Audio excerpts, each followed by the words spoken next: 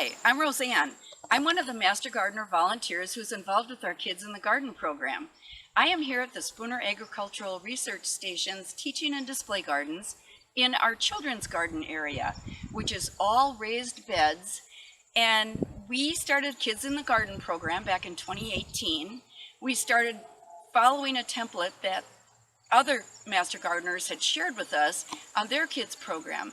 We had some twists to ours, which we changed.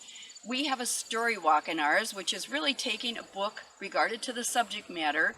We put them on posts, and the children follow along, and we tell them a story that's going to relate to what they will learn about later on in their program. We then have another Master Gardener volunteer who is that subject matter expert. We'll talk to the kids about bugs, or they might talk to them about pollinators. We may talk about hummingbirds. We have all kinds of things, and we make sure the children are moving, but yet they stop and they'll learn. And then after that, we usually give them a snack. And we also would have a very colorful plate where we would cut up, say, a milder radish, or we would cut up some lettuce. And we would have the children sample some of the produce from the garden as the season continued. The children helped plant a number of things in this garden. We started off, though, in 2018 very small. We only had about 30-some children here. In 2019, we jumped up to 75.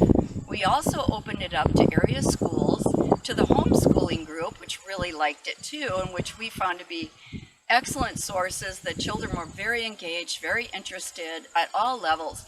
And we always required the parents to be with the child. And in our subsequent feedback, we found the parents often said they learned things right along with their children. So we were very excited about that. We would often provide items such as a self-watering plant container that we would make from recycled plastic containers. We would put a plant such as a basil or a sage, and we would send that home with the children. We would end up the season with friendship rocks that the children painted, and they would take those home and put them in the garden as a constant reminder. I wanted to give you a little bit of a tour of the garden this year because the children were not able to plant since COVID-19 started back in March. So we wanted to keep this space alive. So this garden has quite a few vegetables in it.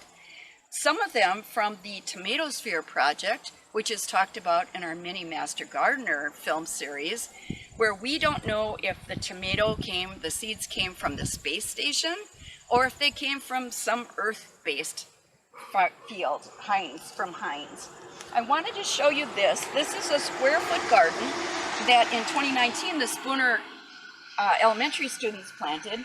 This year I planted it. It was going to be all herbs. I had some open spaces, so I mistakenly put a lonely little watermelon plant, which, as you can see, has almost taken over. So we've really worked hard at keeping this nice. It's following the square-foot garden techniques. Next, we have this area, which the Mini Master Gardener started the seeds in a paper pot that she made, and we have a separate film on that. That was done in early May. We planted it, and now here we are in August, getting ready almost to harvest it. It is a sugar baby watermelon, and you can see one of them right here, really growing. It's been a very prolific grower, but this will be a pie pumpkin. So we will be making a pie out of this pumpkin. Now, one of the things that we pride ourselves to in this project is that we do not charge the children any fees for being part of this. It is completely free.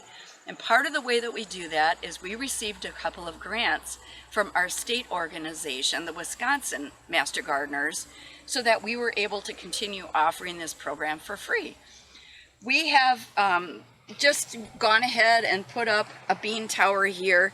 This is really probably my favorite part of the garden. This is a stacked bed, and you can find all the plans for these different raised beds on our website.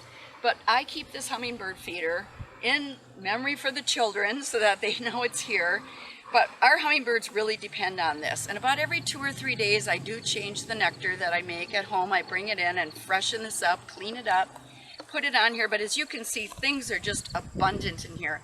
It's also attracted a lot of pollinators, which we're very happy to have here.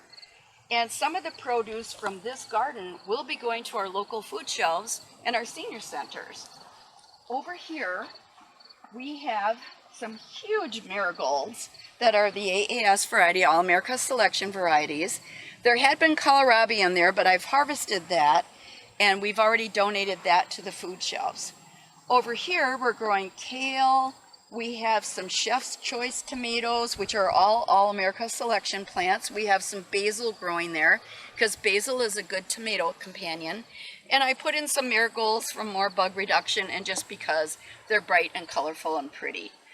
Over here, we have this raised bed, which is our tallest raised bed, has got a tomato plant in it from our Tomato Sphere project. So we still don't know if this is from the space station or if this was actually a seed from the Heinz farms.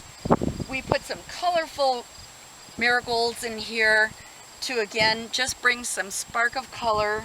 We have a pepper plant in here, and all of this produce will be donated to our local food shelves or senior centers. Thank you for watching. I hope you appreciated and enjoyed our video.